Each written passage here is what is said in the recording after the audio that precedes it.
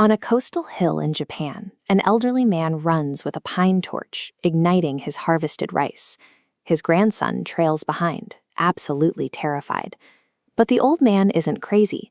His name is Hamaguchi Gohei, and as the Choja, or headman, he is the wealthiest, most respected leader in his community.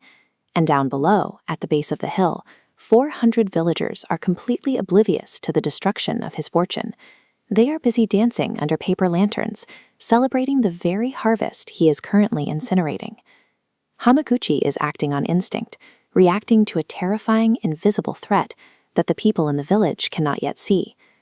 To figure out why a beloved leader would intentionally destroy his life's work in seconds, we have to rewind the clock to earlier that evening and look at the world through his eyes.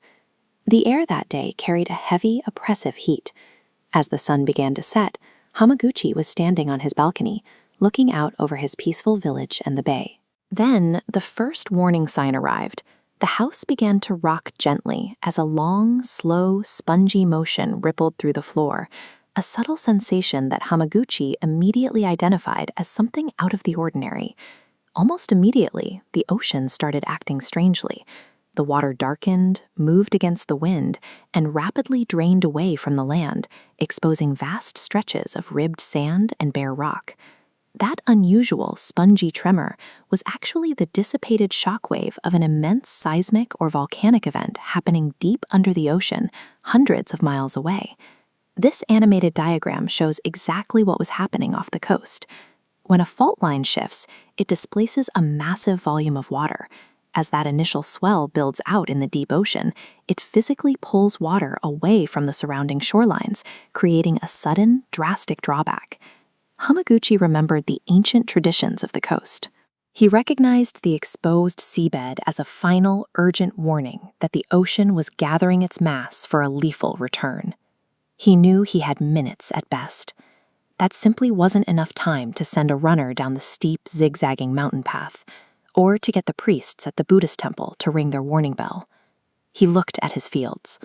Hundreds of stacks of sun-dried rice, representing almost all of his invested capital, were sitting right on the edge of the plateau.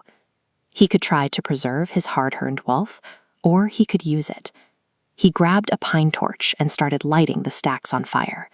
He understood his people well enough to know that their immediate instinct to protect property would draw them straight to the danger. The plan worked. Down in the village, the festival stopped. Young men, mothers carrying babies, and the elderly all scrambled up the terraced slopes like a swarm of ants, desperate to help put out the blaze. As the first villagers arrived, Hamaguchi held up his arms and stopped them from fighting the fire. He waited until all 400 people were gathered on the hill. Then he pointed to the dark horizon and shouted, "Kita, look!" A colossal swell of water struck the shore with a shock heavier than thunder.